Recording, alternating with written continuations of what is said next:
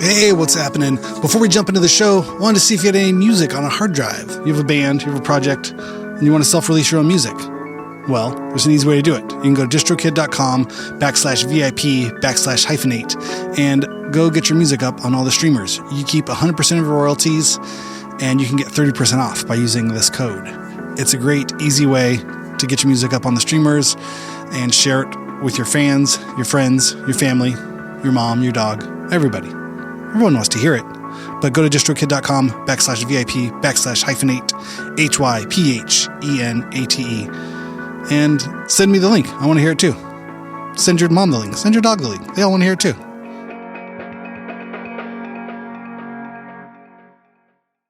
And then while obviously like people in the Rolling Stones, like they're not like the DIY ethos that we're talking about. They had a cool look, and like you can still like be influenced by that and like take it in this other way.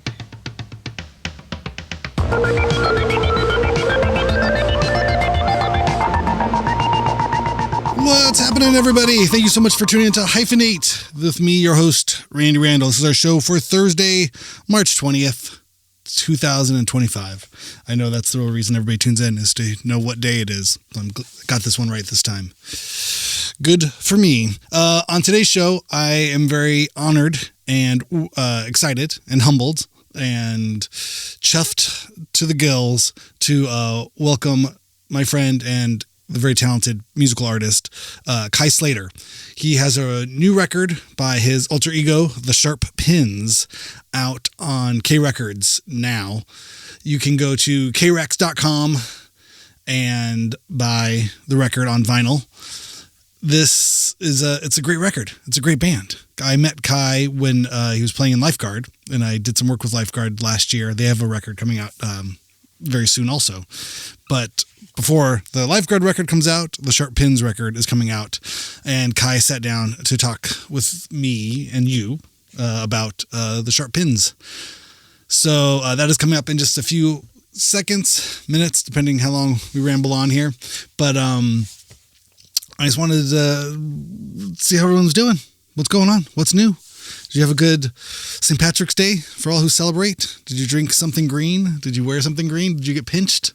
I realized this pinching thing, they can't do that anymore. Like my kids, I sent them to school wearing green things, and they said, you can't pinch people anymore. I was like, right, that makes sense. And my color blindness is really goes deep in the green, brown, gray category. I thought I was wearing something green, and they explained to me that it was more like a brown, gray. And I was like, I don't know, it looks green to me. I get lost in that shade spectrum sometimes. But I didn't get pinched, so that was good. That was the important part. I hope you did not get pinched either on St. Patty's Day. I was trying to remember, I was having a conversation about Ferris Bueller's Day Off. I was trying to remember if Ferris jumps into a St. Patrick's Day parade in Chicago. And remember he sung, Twist and Shout and Donkashane, right? Or something like that. I feel like he was singing songs, but weren't really Irish songs. But I was trying to remember what other parades they would have in Chicago, which is very appropriate because the Sharp Pins are from Chicago. Ferris Bueller, very Chicago movie as well. And I couldn't remember what the parade was, so I had to look it up. And it was the Von Steuben Day Parade, which would kind of make sense for all the German stuff, kind of like an Oktoberfest kind of thing. I don't think we celebrate Von Steuben Day here in Southern California, but if you are a Von Steuben Day celebrator, we will have to have a special day in October, I think it is, to talk about what a Von Steuben Day festivity looks like. But I looked it up. So Ferris Bueller did not dance in the St. Patrick's Day Parade. He danced in the Von Steuben Day Parade, which apparently is very popular in Chicago. If you live in Chicago and would like to hip me to what the hell a Von Steuben Day Parade is, and if Ferris Bueller accurately represented it, you can write in at hyphenatehalftime@gmail.com. You can also find me on the Instagrams at Randy S. Randall. Let me know what you think of the show. Any questions, comments, concerns. I ended the last Hyphenate Halftime with a track from the Scared Little Toasters. Cool band. I don't think they have the in their name. I think it's just Scared Little Toasters. They're out of the UK, but they wrote me, and they also put their music up on all the streaming services using DistroKid. They went to distrokid.com/VIP/hyphenate and got their music up on all the streaming platforms, and they keep all the royalties. That's how they do it. And that's how you should do it too. If you want to get your music up online, go to distrokid.com/VIP/hyphenate. You get a discount there. It's cool. But also, if you do this, make sure you send me a link to it, because I want to hear what it is that you were doing and what noise you're making and what your soul is expressing and how you were getting it out there in the world. I'm very curious about this. I'm curious who all of you are and what music you have lurking inside of your souls. And so is the world. Everybody wants to hear it. Everybody wants to hear what you got. You got to warble. You got to yell. The other day at band practice, I did this falsetto singing thing. I'm not much of a singer. I've never really claimed to be a singer, but I've been having fun trying to sing, attempting to sing. It is something that scares me, and I'm at the age in my life where if something scares me, I would like to try to do it more. I'm trying to lean into the scary parts of life, and singing is one of those things that has always scared me. And so I'm trying to do it more, even if I do it badly. I figure the longer I do it, it can only be as bad as it already is. It's hard to get worse at something, I think. I've found that out. If you keep doing something, you'll inevitably get better, or at least you won't cringe as much every time you do it. You know, it's almost like you inoculate yourself against all the scary things in life. So even if you don't get better, you at least just don't care how bad you are. your shits to give drastically decline over the period of time that you do something that used to scare you, or you used to care a lot about how bad you were at it. If you just keep doing it, you stop caring how bad you are at it, and maybe you even get there's a chance you might get better. So I've been trying to do that. And if that relates to you, if that's something you go through and you don't know if you can do these things, just do them. And then put them up on distrokid.com/VIP/hyphenate and send me the link. I want to hear it. Kai put out this record on his zine label, and then but that was tape only, like small batch, local, had to come to the shows and see him kind of thing. And now it is worldwide distributed by Calvin Johnson and the crew from Olympia, Washington, on K Records. So go out there, buy it, stream it, listen to it, get excited, and then go see Sharp Pins. You can find more about what Kai's up to, Sharp Pins and Lifeguard, etc., on his Instagram page, if you were so inclined. It's Hollow Gallo Inc. Oh my Lord, I can't read. So HALLOGALLO Inc. Hollow Gallo Inc. And that's for all things Sharp Pins and Lifeguard. You also got at Lifeguard_band. And I think they got a show at the Empty Bottle. If you're a Chicago person, go see it. And tell them Hyphenate sent you. All right, here it is. My interview with Kai Slater.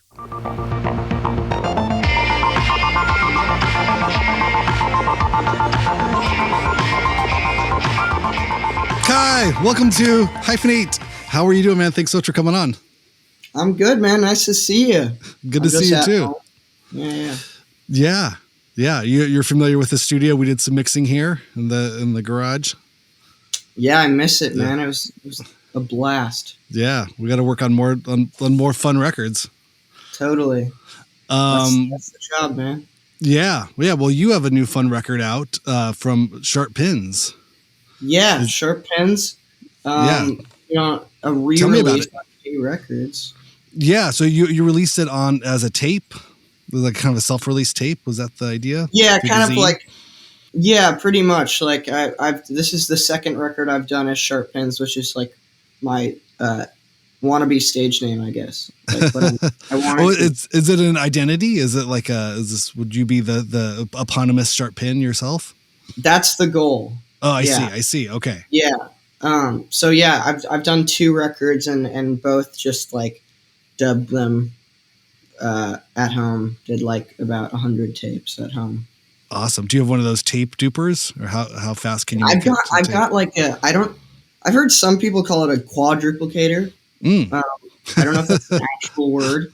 That's a good. What do you call it? Portmanteau. You put the words all together. Yeah, I have one of those. It's broken now. It was like one of the stereo ones, which is really hard to find. They're always like really crappy mono ones. Mm-hmm.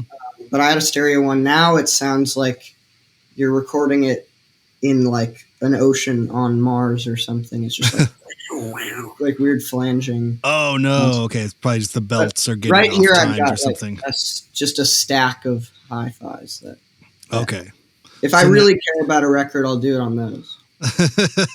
But for the masses, for the cassette collecting masses out there, you can get 1,000 done in about 2 weeks. Yeah, who listens to them anyway?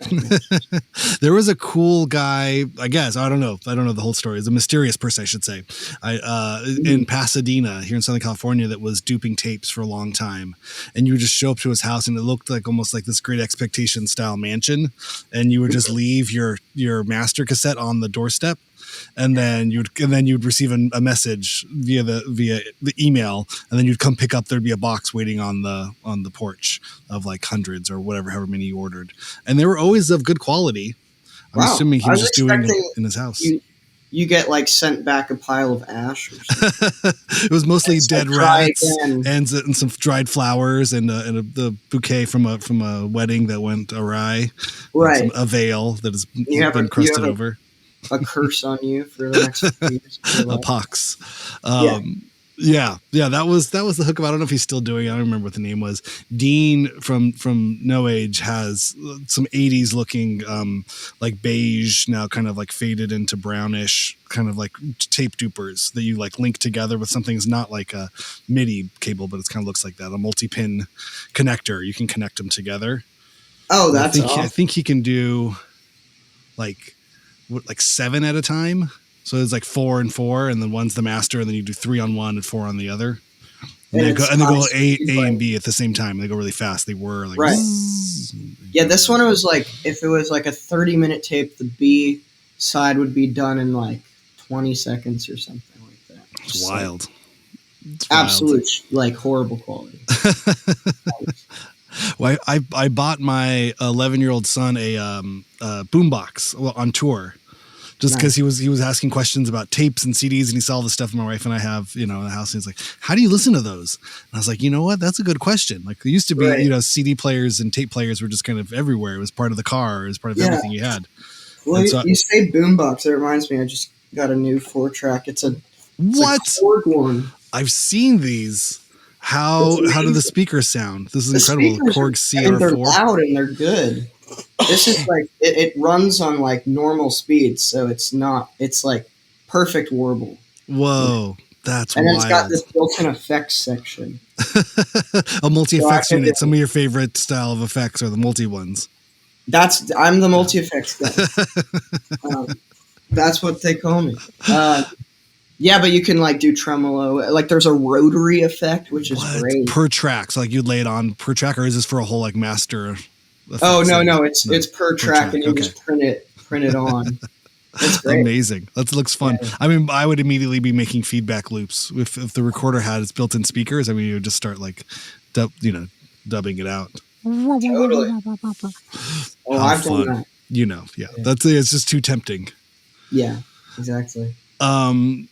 Well, yeah. Well, tell me a little bit about the short pins. I mean, we'll get into Lifeguard and the biography and your globetrotting youth that we know all about. But I'd love to. Yeah, let's stay on short pins for a little bit more at the beginning. Yeah, I mean, I've been writing songs since I was about 14. My first song was called "In Regards to Matilda." Is this released anywhere? That's released, yeah, somewhere on my Bandcamp, somewhere. You'd have to find it. An old like recording of me in an attic on a boombox, or like the shoebox recorder. Amazing. And is this the Matilda like from like the film and the stage show Matilda, or no, this is a different Matilda? No, it was just kind of like a McCartney-esque kind of like, I'm writing a letter to Matilda or something. Like something like that. Or like, I don't know. Amazing. So anyway, I just say that to say there's always been kind of a 60s like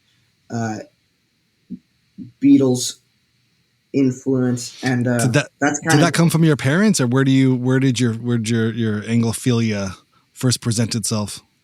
So yeah, my parents, they're not musicians, but I mean they were always they played me the Beatles when I was little, and I really disliked it because it was the fucking stereo mixes, bro. Those shits are bullshit. Gotta have mine. No, actually, that was the one thing I liked about it. Growing up was the stereo ones. I would always fuck with it in the car. I would just pan. It was just hi hat and George. Yeah, here's George and the jingle bells, like backwards bass harmonica. Amazing. I worked at this large. Sorry, I'll go to tangent. And I worked at Amoeba Records in LA, which was a large warehouse kind of record store. And I worked on the mezzanine. And sometimes they would play the stereo Beatle mixes in the store. And what was hilarious is because it's just this large warehouse, is the left right, was probably 400 feet apart, and so for whatever the duration of the song was, the 3 minutes, or if they were going to, God forbid, they were going to play a whole side of a record, we would just be getting. I became intimately familiar with the breaks of how they did the stereo sides, because up in the mezzanine where we just got one side. They never realized we were listening to just the one side of any mix they played in the store, and oh god, it's something akin to like an art record. It's like a Stockhausen type of record or something, right? Yeah. Totally. Yeah, especially when you get into later stuff. But I mean, that's why Brian Wilson was so adamant about like being a mono guy, because when you're in a grocery store, it's gonna be the same thing. That's how he explained it. Well, and so many radios at that point too were just mono. You know what I mean? The mono was the sort of the technology of the day. I just watched a funny thing that was about the boards at Abbey Road where they would do mixing, and it was you had a switch. It wasn't a rotary selector that would place it left or right. You couldn't have a variable stereo placement. You had to switch for each channel, and you could have it centered left or right. So that was the practical reason of how they did those mixes. Right. And it was almost a novelty too. I think there's just because which is good and bad news, or at least its perspective for now, is the platform wasn't there. Like stereo machines were seen as the novelty right at the time, and so the idea being that we're just going to make it for the masses. So the mono mixes were considered the all this stuff, but those were considered the things everybody had, and the stereos were like the 5.1 surround sound things, or the special FLAC AFF or AAF, like high, the Ponyo players were like the stereo things, and who knew that those were the things that are going to be it would eventually become the standard. Yeah. So if you think about all these crappy MP3s that float around the world right now, one day they'll all be seen as why do they have those? Totally. I mean, it's interesting. I grew up on the Beatles. I really didn't like it. I was always like, these are all, the lyricism is so uncreative. They're just talking about love. Later, I understood what love is, and then I was elucidated to how good the lyrics are. She loves you being like a revolutionary lyric, because it's such a new perspective on a love song. You're talking on behalf of a friend, even then they were changing the game for love songs. But anyway, in terms of branching out into my own taste, my dad worked at the University of Chicago, and there was, and that's in Hyde Park, Chicago, and there's a Hyde Park Records, right around there. It's a record store, and I would just wait for him there and listen to CDs and stuff. And the first 2 CDs I got were Rubber Soul and Kids Are All Right. Based on what they looked like, I just thought they looked cool. Just cover art alone. Sold which is, that's where you find some of the best stuff. That was kind the of point. a lost art. Yeah. Sorry, I'm still stuck on the Beatles love revolution. Even from the beginning stages, I keep flashing on, just all of these Liverpudlians hopped up on meth and prostitutes in Hamburg at 20 years old, and then coming back with we've cracked the code. We can totally. My favorite Beatles album would probably have to be Hard Day's Night, just because of that level of energy and excitement that's captured on that album, and like how big of a deal it was that they wrote all the songs or whatever. Mm-hmm. That And too. almost like as like a throw off kind of thing too, that it was like, this is for a film, and even the idea of the Right. film kind of being a throw off, kind of why are we doing this promotion? Yeah. I mean, yeah, it's, yeah. Anyway, yeah, I feel like this could be a whole Beatles Right, exactly. podcast. There's Yeah. enough I'll get Beatles back. podcasts. This is not a Beatles podcast. You're right. Yeah. But maybe there should be one. There's got to be a million bad ones. There definitely are. Yeah. But I want the bad Beatles podcast, the one that like is actually it can be honest about them. I feel like so much of Right. Beatles media is just like, and then another miracle happened. Yeah. Right. Yeah. Yeah. Totally. I definitely find myself like kind of at a point of like, I can't watch any more Paul McCartney media. Like, cause I think all the stuff that comes out now, especially, it's just also like so syrupy sweet and just, isn't this great? This was written about my friend John. Yeah, I had a dream about my mom. She told me all the lyrics. Yeah. I did see a great. Sorry, we'll go. I swear this. I'll leave this alone. This is going to be the whole podcast. One of his daughters was like broadcasting live on Instagram, like backstage at the London show he recently did, where they had Ringo and had all like the guests kind of sit in. It sort of felt like a sort of tribute farewell sort of concert, big thing. But it was fun just seeing a bunch of people confused wandering around backstage. Yeah, totally. Okay, so you buy Rubber Soul and the kids are all right, and there's an explosion.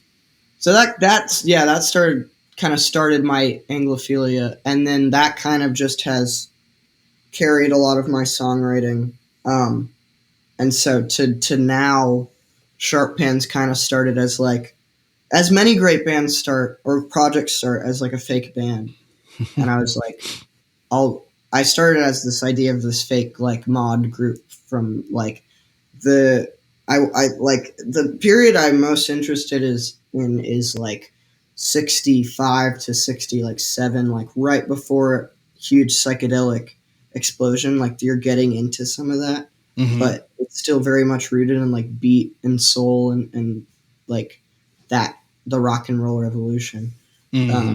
So that kind of is the groundwork for my songwriting in general. And so taking that with all my like punk rock ethos and stuff, like, and everything I've learned from that kind of community and playing shows and stuff, that's kind of gotten the sound where it is today, I guess.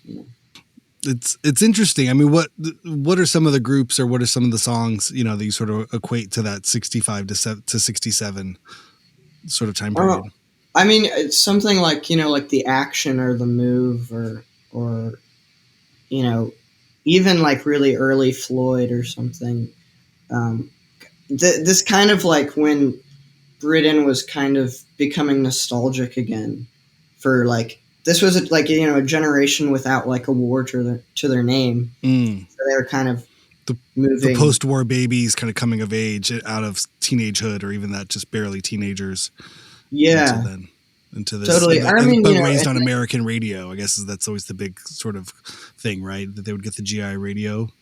Pick that up and then there was records that were sort of put into circulation because of the war, some of the soul stuff and the blues things. That's sort of the precursor for the Stones getting blues records and things.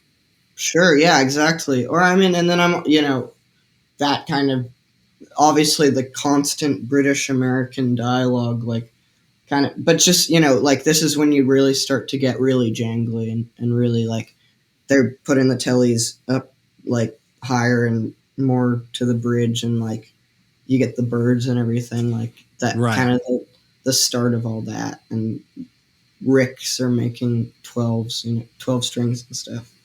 Yeah. Yeah. And I think there's a big, kind of connection then even too with like the California sound, like you're saying, like the Beach Boys or the Birds, and then even the country stuff, the Flying Burrito. Yeah. Was kind of coming in a little bit later, but sort of in that sort of bigger, sort of global musical influence. It's cool.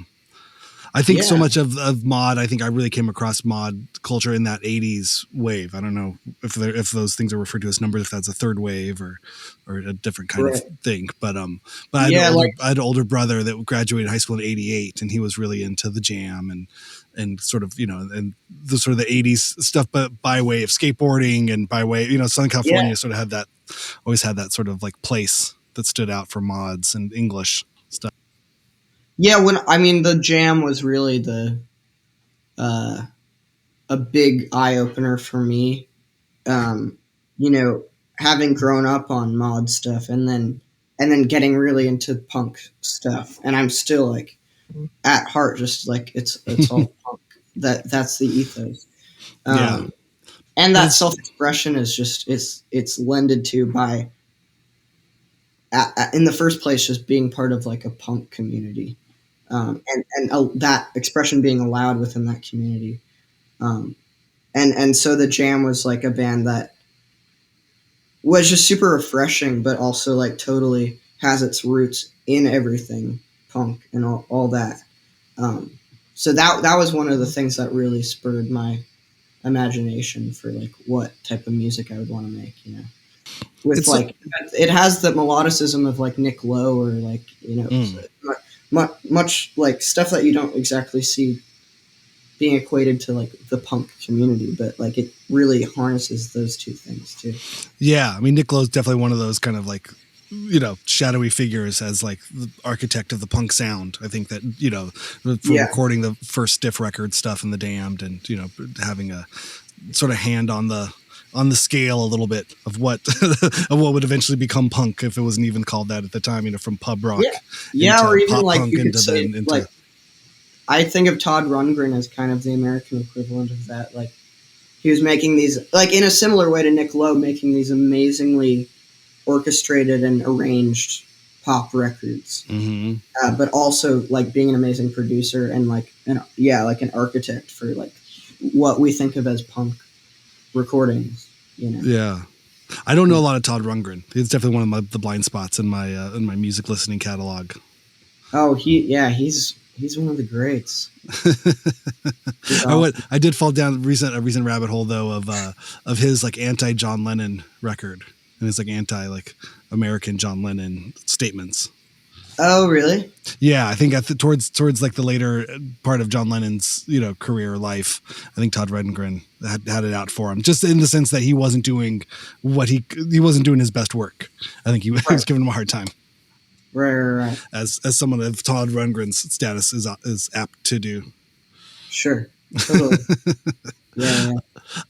Cool. So Sharp Pins, and then was Sharp Pins something that was existing concurrently as with Lifeguard, or was Lifeguard first and then Sharp Pins, or how do you sort of? Oh yeah, Lifeguard. We formed. Our drummer was like 11 or 12 or something. We were, that was like 2019. We were young, and we've kind of grown up with that band. And then Sharp Pins kind of grew out of. My first like major songwriting band was called Dwall Troop, and that kind of grew into that. When people started moving away, I was like, okay, well, this is like my chance to just be like solo, which is like a thing I've wanted to do for a super long time. But it can be daunting. Oh yeah.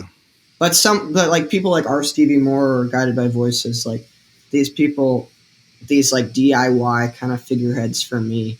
Growing up, like, were super important, and like I've always been interested in doing solo music on the side. But it's been the reception has been cool, and like being able to play and tour with it has been really fun too. That's awesome. Yeah, and then you're working with Perennial and Kay, and Calvin and the crew. How has that been? Oh, it was great.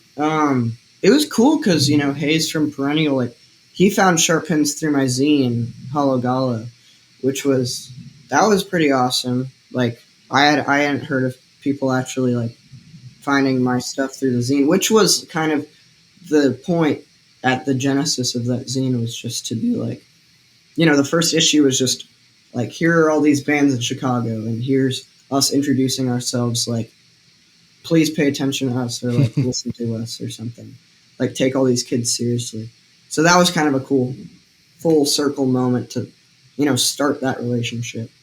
But yeah, it's been great. I was on the West Coast earlier, and we stayed in Olympia and did like a bunch of music videos and some recording and stuff. Like, I think like the ethos of K and Perennial, like it's very much alive over there, and like they're doing it the same as they've always done, which is awesome.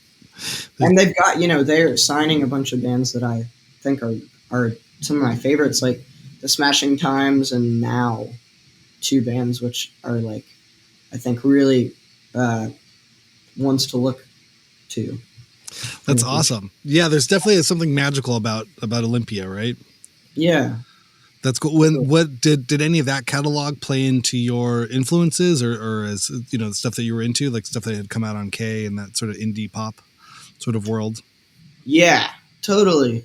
I mean, yeah, K was like, it was my first like record label that I was like, that's my favorite record label. And like the Beat Happening and Tiger Trap records and like Mecha Normal, like that stuff was super formative for me. And the syntax and like the kind of like pop poetry of it all, and like the organization of it, like the doing all the festivals and concerts and doing all the art yourself. There's definitely something very British and twee about it as well. Yeah, which I think is always it's sort of the undercurrent there of what Calvin does.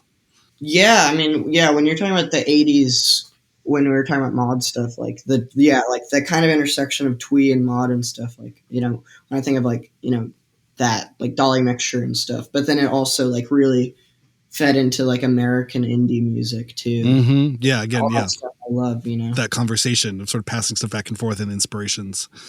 Totally, and then I definitely like was very just inspired by all the art, like being very like. They didn't like have like this art department who like were at the forefront of digital graphic, that's like it was all just like hand drawn, hand screen printed, like hand done.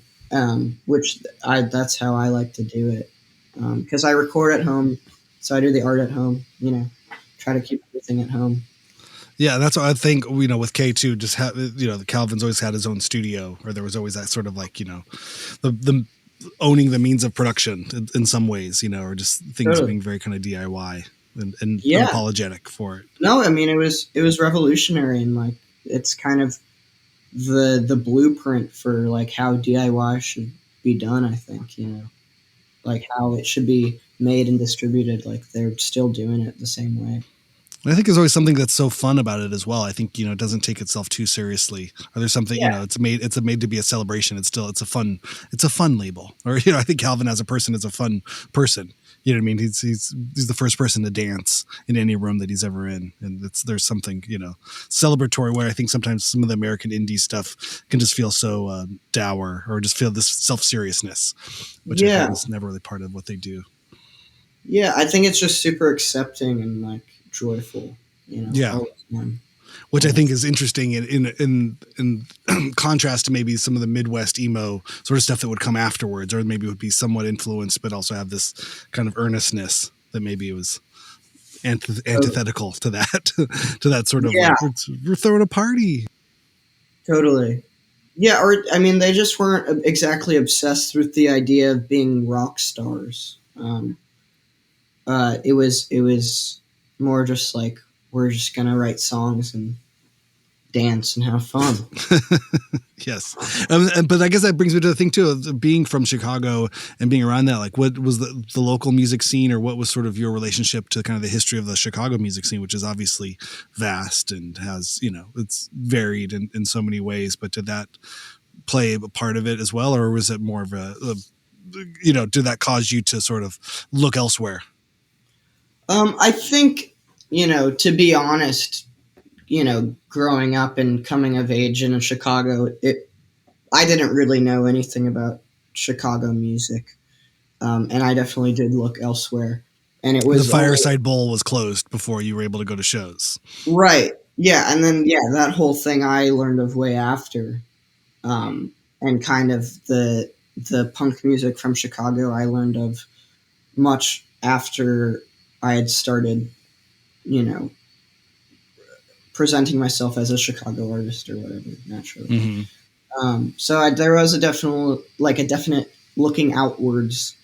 But I think that's what inspired just like doing the zine and like trying to create more of a a community and kind of like a welcoming community for Chicago musicians, because it was just I think as most places, especially in the US, like it's hard to find cool venues to play as a young person and find cool people and cool places. It's very internet based and very much like antisocial a lot of the time. Anti-social media.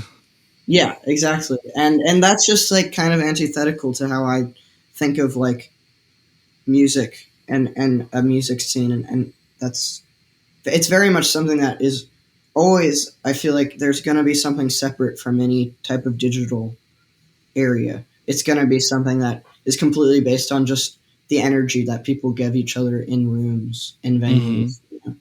And I think that's just like a thing that AI is going to happen and all this stuff is happening, but like that is going to live, I think. It's just a way of like presenting it so people know about it, and like you can do this, and like you can go to youth shows and have fun and dance. Yeah, there is a real life out there beyond your domicile. You don't have to be stuck inside. You can go out. Yeah, it's hard though to figure that out sometimes. Absolutely. Yeah. I mean, there's a lot of competition for your attention, that comes at you via screens or, any form of media that I think is obviously different. I find it interesting kind of just, looking at Chicago as a place. I think, I think we went through a similar thing in LA. I think every generation sort of has to have that breaking point or tipping point of like, okay, enough.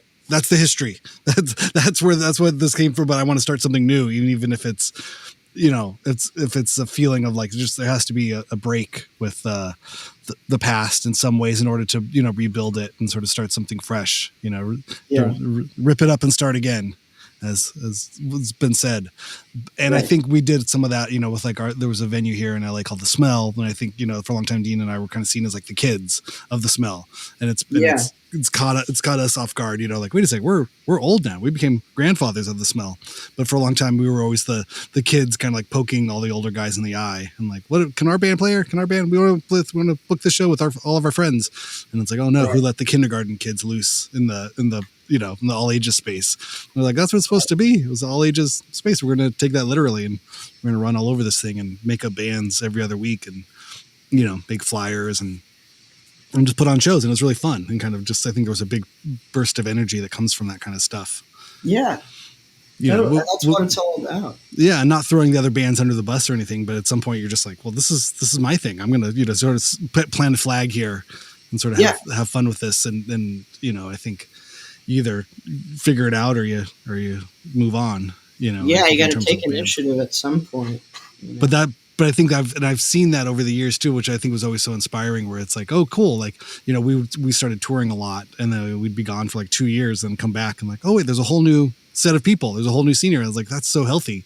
Like, that's what it should be. There's a whole different group of people who are younger than us working the door, learning how to do sound, booking shows and doing all stuff. And then, go on another tour and then come back and then there's a whole nother group. Now it's, version 7.0 of this thing that's just been continually evolving. And hopefully, we were able to push the rock down the hill and the momentum kind of keeps it going. Totally. Yeah. I mean, I see that in Chicago too. Like I can see the generation before me and also what's happening after, even like younger bands, like high school bands, which is great. It's awesome. It's very sustained. If you let it, if you lend it a hand. Yeah. Like, everyone has to take part in like helping it survive, obviously. Mm-hmm. But then it's out of your control at some certain point and you get to just watch it grow, and it's awesome. Yeah, I think that was some of my favorite stuff. I think early on, realizing as, being a performing artist or being a person, was trying to get everyone's attention, was so much of it was about participation.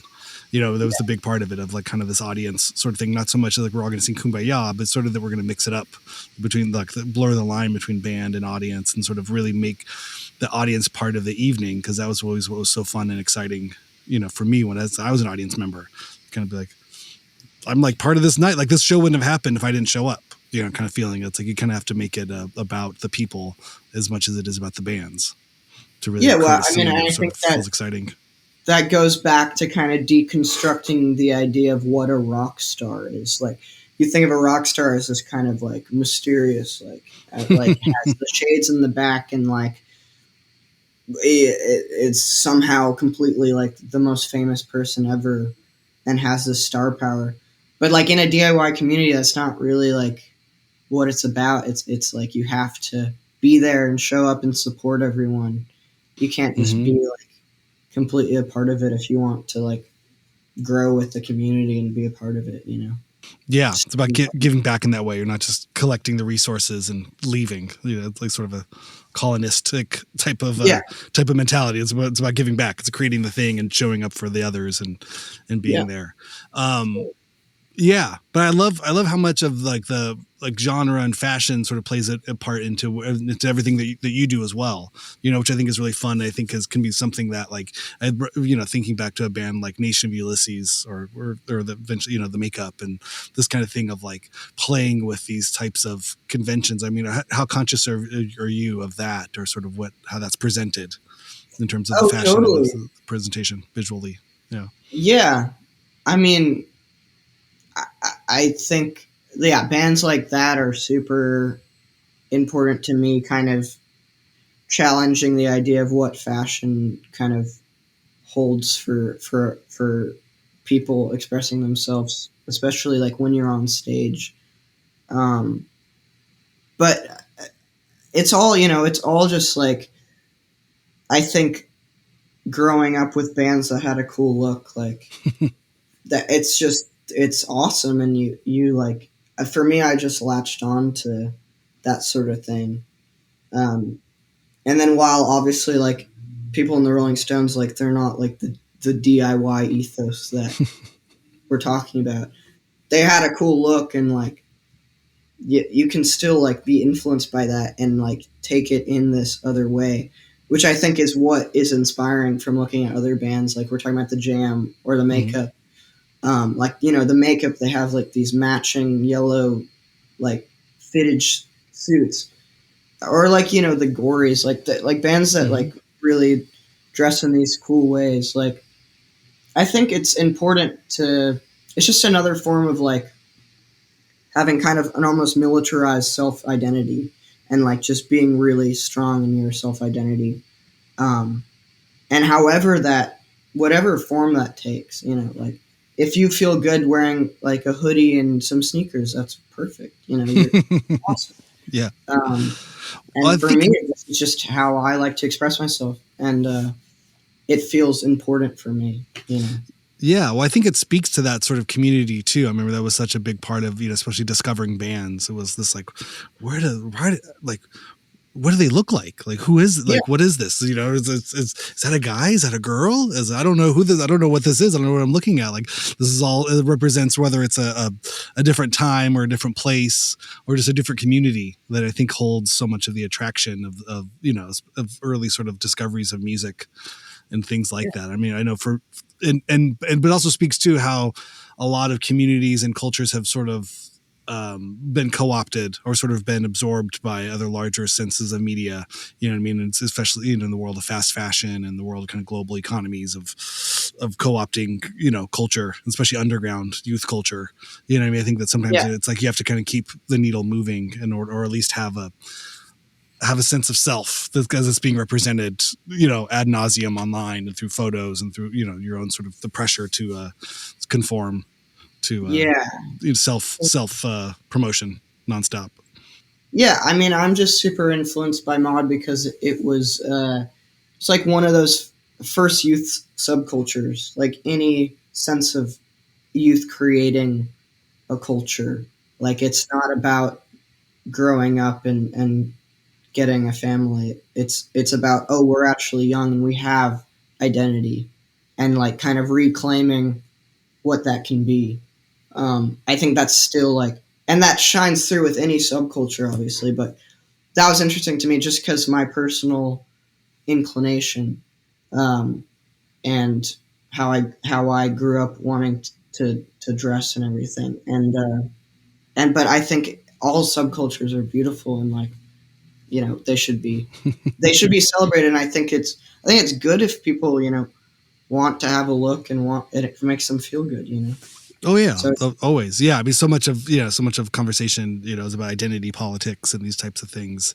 When the reality is there's so many little choices everybody makes every day in terms of affirming their identity or affirming kind of who they are in the world and how they want to be perceived or not. Be perceived. There's so much of that kind of world. But yeah, it's a funny one. I definitely don't have a high fashion engine, I think, that goes through it, but it's always fun to acknowledge it and kind of see where it's played with or how it sort of works. I mean, I think in my story, I always feel like growing up in like a Southern California skateboarding culture, it was very obvious, like, or even indie rock or punk rock, you'd see somebody with a band shirt on and you go, oh, cool. Or if you wore skate shoes, you're like, oh, cool, you're a skater. And then within my teenage years, within 5 years of kind of identifying and understanding that, it's like, oh wait, now those things are all available at the mall. Oh wait, now this is all available online. Wait a second, no people that are dressing like this thing that was so endemic and so much part of our like youth, and then it just became a thing that was like, okay, you could just buy a band shirt and you could just buy skate shoes and never even have hit your face on on the sidewalk. It used to be a thing where it was almost like biker, kind of world or something, where it's like you had to like get jumped into a thing or at least bleed a little bit in order to dress like that. And then you're like, oh, you could just put the clothes on and kind of cosplay. And then we realized like, oh, that's just culture. That's just cult fashion, And so to me, I think I kind of rejected so much of it because it was like, oh, okay, this has nothing to do with a lifestyle as much as it is about fronting and things, But I guess that's like anything. But I think in terms of music, I always try to look at it like as like, Ian Svenonius wrote this great piece that was about rock and roll bands coming out of car culture and like car gangs from the 50s and 60s, and sort of like how you define yourself, and like using a band like the Ramones as sort of like a, thing. And like, oh, this is great. That's what makes a band so much fun, is it's a collection of people. It's not just a person. It's this collection. And you sort of realize they're all in on the joke or whatever, or they're all in on the culture together, and you want to like be part of that. There's an attraction to that, seeing a band that dresses together or seems like they come from a place. Yeah, I mean, that's going back to how Sharpton started as like a fake band. Largely, it's just like the attraction to what a band is and how it's seen, and the orb of flesh it creates, and you look at it like, the Ramones, like it's so well put together, and the Ramones are interesting because it's very easy to see them as like they didn't care at all, and they were just like, we're gonna play pop songs on guitar, like obviously that's part of what it was, but like that first album, like reading about it, like it took them so long to get that sound, and they were really specific about the sound of that first record because they wanted it to be this revolutionary kind of focused thing. Mm-hmm. And that was all Tommy kind of like masterminding it from that side of things. Even just playing those 16 notes on the hi-hat, it's hard as fuck to do. Totally. Play that fast and play that consistent, and then eventually he couldn't even keep it up. Like he designed a thing that was he couldn't even do, and then you'd have to go through the range of drummers to sort of like keep growing a thing beyond the creator's ability. Yeah, that's great. You can only hope to do that. It's such a fun idea. I know. I'm curious to see how Kiss's hologram show goes over. As this happens. Oh man, are they doing that now? Yeah, they sold the catalog or the rights and the imaging to like an ABBA type experience. And I mean, but who else would make more sense than Kiss, who were barely, it was all about artifice and all about characterization and all about image, then that. I mean, it worked for them. I mean, Kiss is like I think most kids can like spot that and know that. the makeup thing. Yeah. Yeah. I mean, they trademarked their makeup. Yeah. So they own the makeup, the people behind it, and half the band already had been departed from it, but the makeup stayed the same. I was just wondering how many times they could keep doing that until you get a different version of it. Maybe at some point there'll be a Sharp Pins in 70 years. That's just versions, clones, or some type of versions of versions. I think that's how it happens a lot of the time. It's just versions of versions. Yeah. Who was I seeing? There was some band that was touring. I think, or you can look up, like, there's different lists of bands who have no original members left. Mm-hmm. You know, you can kind of, at some point, I think AC/DC is almost there. I think once Angus is gone, I think maybe Brian's back for this next tour, for this next record. But at some point you look at it and you're like, oh wait, there's nobody even in the band. Like whose idea is it to go on tour? Who's making the music? Yeah, like NRBQ too, like that band. Are they? There's no original members left. I think that's like one guy. Yeah. Flamin' Groovies, something like that. It's wild. My wife and I went to a old school hip hop show, and it was interesting. There was like, Naughty by Nature, or no, Naughty by Nature was just one guy. It was also a Digital Underground was listed as performing. You're like, wait, well, who's actually left in the band? There's a lot of these kind of things. You're like, okay, well, if you got one guy and he has the rights to the name and no one's going to contest it, then I guess it's his band. Right. It was great. Yeah. So it's just one guy on stage. Yeah. It was also the fastest changeover I've ever seen at any concert, because everyone just had a DJ with tracks, and then new microphones would come out and plug in the laptop. I was like, oh, I'm in the wrong business. I have way too much equipment. I know. I think they got through 8 acts in about 20 minutes. Yeah. This is amazing. They all came out and played the hit single, and then they were gone. Yeah. The 5 minutes that was on TikTok. And they all got paid for the night, and I was like, wow, that was a fun night. I heard it was like a mixtape. Yeah, no amp stacks, no, broken strings. It was so easy. So, So what's next? Where do you go from here? More Sharp Pins shows? You have tour set up, supporting the record. Yeah, Sharp Pins is going to go on tour with the Hard Quartet. Oh, fun! Like late March into April. Oh, cool! This is the Malcolmus Sweeney. Yeah. Yep. Fun. That's cool. Is it in the U.S.? Yeah. Mm-hmm. Cool. Yeah, East Coast stuff, and then Lifeguard's gonna be touring like all summer. Gonna go start in like Europe, and then do a bunch of U.S. stuff. Super cool. I heard you guys recorded a cool record that should be coming out relatively soon. Yeah, it's pretty cool. I'm excited for the world. You might like it, Randy. Oh, I can't wait to hear it. Yeah. I feel like I lived with these songs for so long. I'm excited for the world to hear them. Have you guys written another record already? Yeah, we're doing a lot of recording at home and doing a lot of tape experimenting. That's exciting. And seeing where it takes us. That's cool. Maybe you could have like a tape, like an exclusive tour tape to take out. I think, that's kind of maybe. It'd be fun. Yeah, absolutely. We're totally into that type of stuff. Yeah. Oh, how exciting.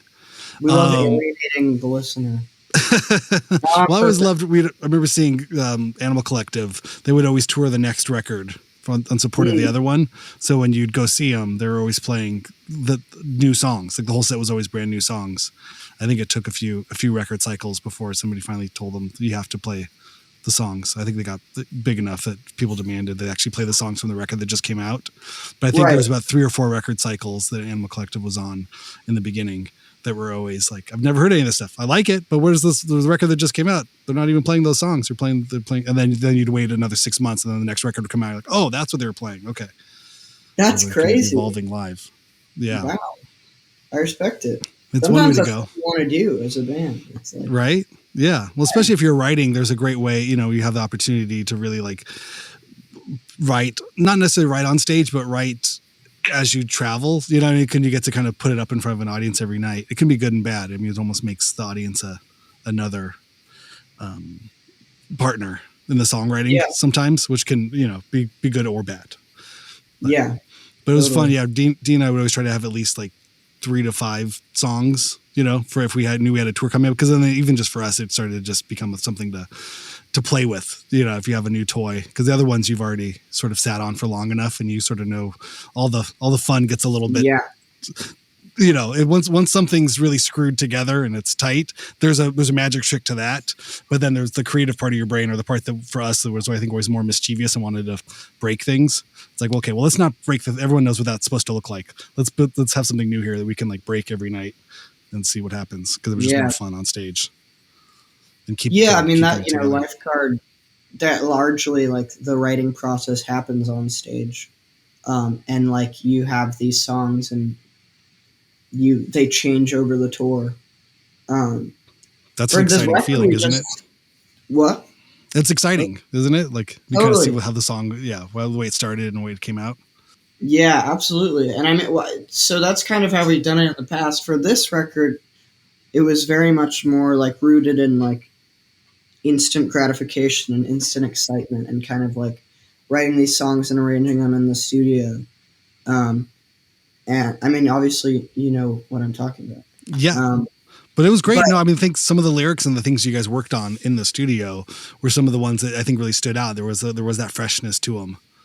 Totally. I think and I also think it's why it's not old yet. Like, it's been months, you know, it's been a while since we recorded it, but it still is exciting to play live and listen to, just because it happens so fresh. And I think like a lot of my favorite songs that I do are like done like that, like written and recorded quickly, and like there's like a sense of excitement or like a first take kind of energy there. Yeah, you don't want to sit on too long and sort of let it feel comfortable, or like all the rough edges are sanded off. You sort of want to keep some of those edges on there, just as a way to you know, just it feels drawing, or it feels more live, more electric that way. Yeah, I also think like there's a element of perfectionism in all of us, and I definitely have that. And your instinct is like, let's let it grow, and like let's let it be its fully realized self. But songs is that they have a life of their own, and they evolve, and like a studio version of a song is just, it's one version of the song, and like songs will do whatever they want in your head. I think it's interesting to kind of think of it as more of like, we're just going to capture it right now the best we can, but who knows what it's going to sound like later. Yeah. And that happens all the time. It will change. And then you're playing it like a whole tour of the song, and then you're like, and then you get home and you're like, oh, we have another tour, let's rehearse. Like, and then you play the song, it's like, oh wait, I forgot this one part. Let's listen to the studio version. Oh my God, it's like 50 BPM slower. Like I'm singing a completely different like rhythm, you know, like stuff like that. And it's all asses and elbows and awkward, and the timings and the rolls are bad. Everything, all the changes, or someone's jumping the gun, someone's behind the beat, and you're just like, oh, okay, we did. But you needed to do that step in order to get to the polished version of the step. You know, there's no way of avoiding, you know, the awkward sort of teenage years of a song. Sometimes, you know, it's like, all right, you believed in it. It was good. Let's get it out there. And then it'll kind of grow into its shoes a little bit on the road. And hopefully, but again, I've realized I think, you know, being in a group and touring and doing this, like, you're the only three people that notice any of it. Even though it's, you know, scientifically A to B, you can look at both versions. Like, this one sounds like this, one sounds like that. No one else ever hears it. Yeah. Which is the funniest part of it. Yeah. Especially when you're like in a venue. Oh yeah. It's like a sweaty rock show. Like, you're not going to be like, oh, wait, let's stop moshing. Like, you guys are playing this way too fast. You know? But that's part of the... This in like E flat because it's too hard to sing or something. Right, yeah. No, nobody has ever stopped the show and demanded their money back because you've gone down a half step or you've sped up 10 BPMs. But I think it's a lot to do with the audience as well, too. It's that energy you have. You know, I think the end of every No Age show is absolutely 50 BPMs faster than whatever the start of it is. And that's because there's an audience there. You know what I mean? When we practice, that doesn't happen. We practice slow as fuck. And then but then there's moments, and especially me being a non-rhythmic player, that I can only tell, well, going through the changes, it's like, oh yeah, I remember normal, like I'm trying to practice the song. I'm like, last time we played this, it was way sped up. Some of those 16 sort of like flourishes, those 16 note flourishes, I was like, I was doing some Buzz Coxian wedding present type of like, shuffles between chords, going from one to the other. I'm like, oh God, can we just slow that thing down? Yeah. Yeah. Totally. But it's exciting. I wouldn't want it any other way. That's how it should be. Yeah. It's, and then sometimes you write parts that are just like too hard, and then you slow it down and then you play it live and it's just as fast, and you're like, oh, I can play this. And you're like, I'm like getting better at guitar. That's an incredible feeling. Like writing just beyond your means of playing will make you a better player. Totally. It's the same as just playing with people that are better than you at playing. Like they're going to get better. Yeah. That weird 6.5 count, change that just doesn't make any sense to you when you fuck it up 400 times in a row. By the time you finished with the tour, you're doing that in every other song. You're just like, oh yeah, I could just, why are we even finishing the phrase? Can we change into the next part before that phrase even finishes? It's going to sound more, it's going to flow better. But it was a skill you didn't know you had. Like, rhythmically, how people write on their own versus with a band and stuff. Like, oh yeah. When I did the first Sharp Pins record, I wanted to do we were playing with Chisel, this old Chicago band, and I was like, I'll get a band together for it because it's a momentous occasion. So I just got Lifeguard to play the songs. Mm-hmm.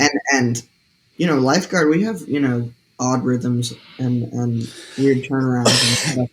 But Isaac, the drummer, was like, what is this rhythm right here? Like, you add this weird 2-bar and I was like, oh, I really didn't think about it, but I guess that's just my brain was thinking in this way that is uniquely mine, I guess. Yeah. Yeah. And writing without somebody keeping time, left to your own devices, you'll change it where you want to, specifically if you're writing lyrics, because then you'll maybe finish a phrase or it'll have something to do more lyrically in the construction of the song. Yeah. If you listen to Bob Dylan or like Maggie's Farm or a song like that, the band is they're just listening to him for the changes purely vocally. Mm-hmm. And that it will be like a 7-bar, E into A, and it's just like Bob Dylan. He was done singing.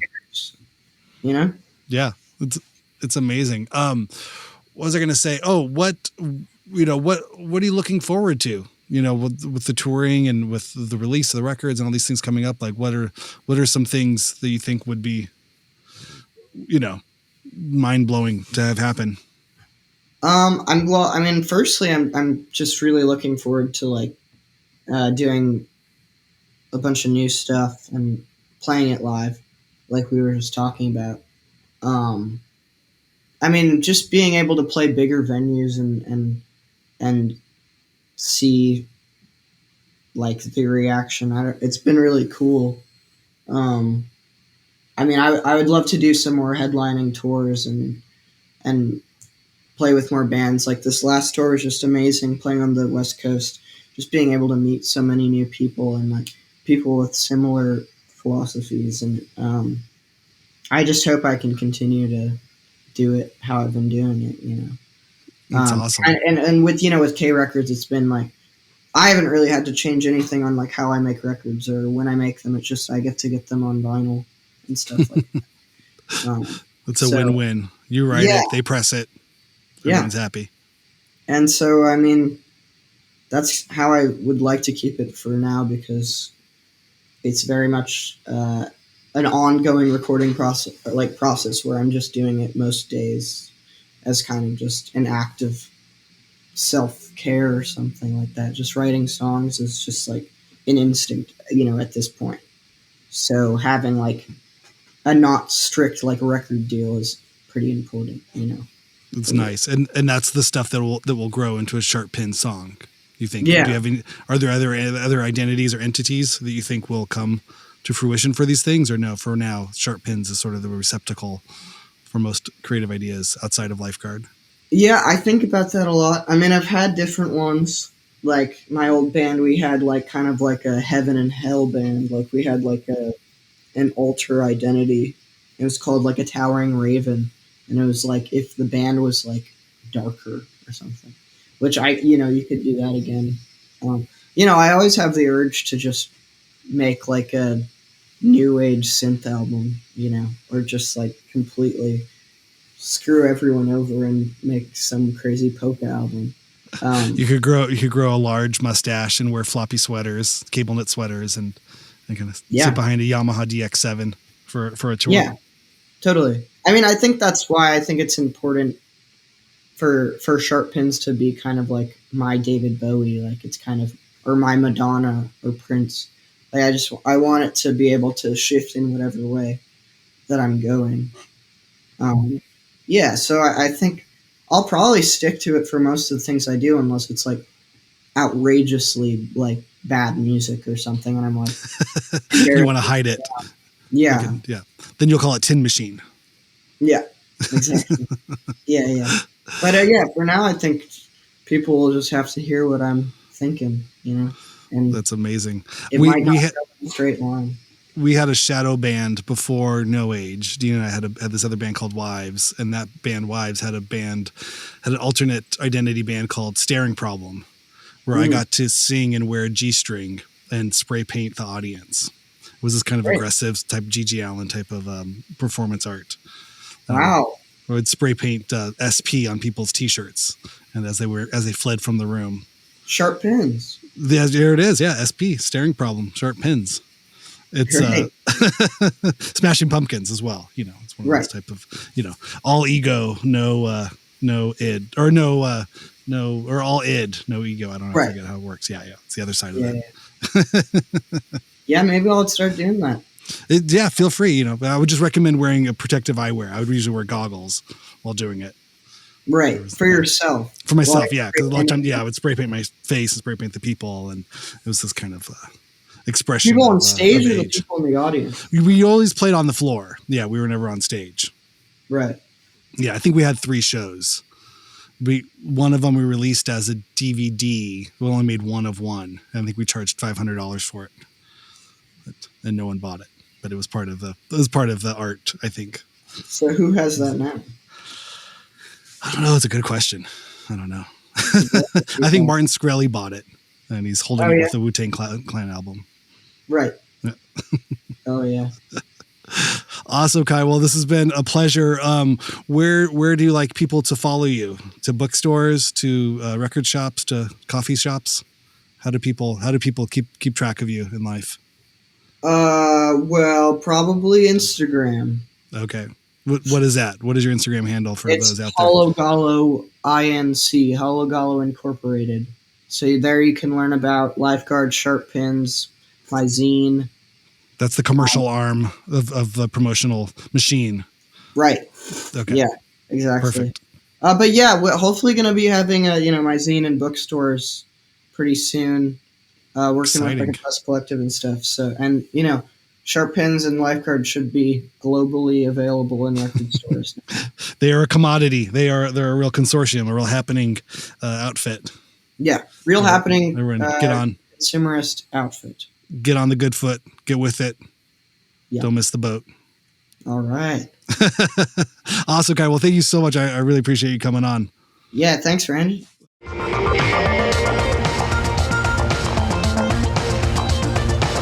Yes, there he is, Kai Slater. Thank you so much for jumping on. It was fun to talk and to go over all the stuff. Fantastic talk. Everyone should go buy the new Sharp Pins record, available on krecords.com. DDR. It's also what is this here? Oh, it's also on Perennial. So Perennial. Catalog number 056, K Records 301, LP, DDR. I don't know why you need to know that, but if you were looking for it, you can go to krecords.com and look in the new releases. You will find the Sharp Pins DDR Radio there. Again, you can also Follow Kai and everything he's up to on the Instagrams at Hallogalo Inc. That's HALLOGALLOINC. As well as the Sharp Pins Bandcamp, sharppins.bandcamp.com. They're there. They're everywhere. They're taking over the world. Sharp Pins are here doing it. So thank you, Kai, for coming on. Everybody go buy the record, go listen to the record, and then also keep an eye out for Lifeguard. More world domination happening this year with the new Lifeguard record that will be coming out and all the tours they'll be doing, never ending ad infinitum, on and on, until everyone knows who they are and loves them and worships them. And I can't wait to go see Lifeguard and Sharp Pins play at the SoFi Stadium. It'll be great.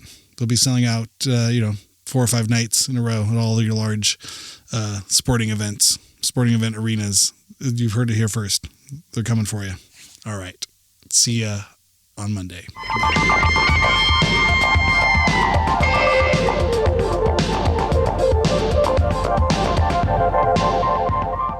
My favorite Beatles album would probably have to be Hard Day's Night, just because of that level of energy and like excitement that's captured on that album, and like how big of a deal it was that they wrote all the songs or whatever.